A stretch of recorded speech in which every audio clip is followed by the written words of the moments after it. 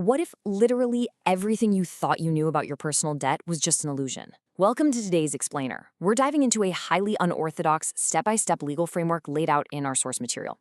The speaker claims that by using a specific document, a UCC-1 financial statement, you can actually fundamentally alter your legal standing and completely wipe out your bills. Now, we're not endorsing this, but we are going to objectively trace exactly how this system supposedly works.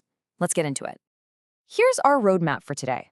We'll start with the straw man concept, then move into actually drafting the UCC-1, the crucial role of the Secretary of State, tracing the agency paper trail, and finally, the ultimate goal, discharge.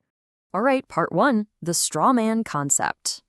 So the absolute core question the source poses to us is this: how do you legally separate yourself from your straw man? Because according to this framework, before you can even think about accessing financial remedies, you have to acknowledge that, legally speaking, there are actually two of you. Crazy, right? Okay, so let's define this straw man. In this framework, the straw man is a corporate entity.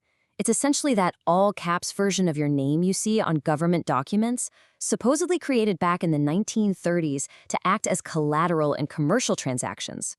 The main argument here is that to regain control of your finances, you literally have to step out of the role of the debtor and become the creditor. It helps to think of it as two totally distinct sides of a coin. On one side, you've got the living, breathing person. That's the secured party. On the other side is the all-caps name printed on your utility bills, the debtor. And the specific tool used to legally bind these two sides together, allowing the living person to supposedly capture ownership of that corporate entity, is the UCC-1 Financial Statement. Moving right along to part two, drafting that UCC-1. Now, the source outlines a highly specific drafting process. It's almost like a recipe you have to follow perfectly. Step one, you list that all-caps straw man as the debtor. Step two, you list yourself, the living entity, as the secured party. And step three is absolutely vital according to the speaker. You must include your birth city and state for the debtor, but use your current address for the secured party. Supposedly, this exact formatting is the magic key to establishing the correct legal hierarchy. Once that's done, you have to claim your property. And I mean all of it. The instruction here is to list absolutely every single item attached to a government or corporate number as collateral on this form. We're talking birth certificates, social security numbers, your car's VIN, even your marriage license and medical cards.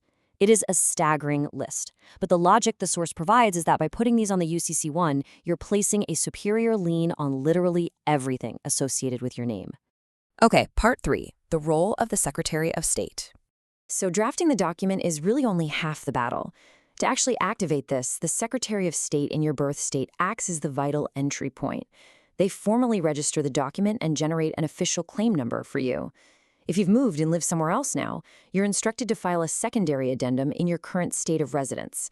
Essentially, this office is the exact mechanism that blasts your private claim out into the public domain.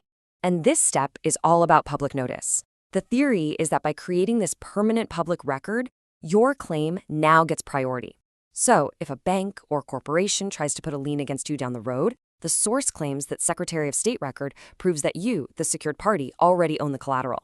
But as you'll see, this is really just the beginning of this document's journey. Which brings us to part four, the agency paper trail. From the state level, an extensive federal pipeline supposedly takes over.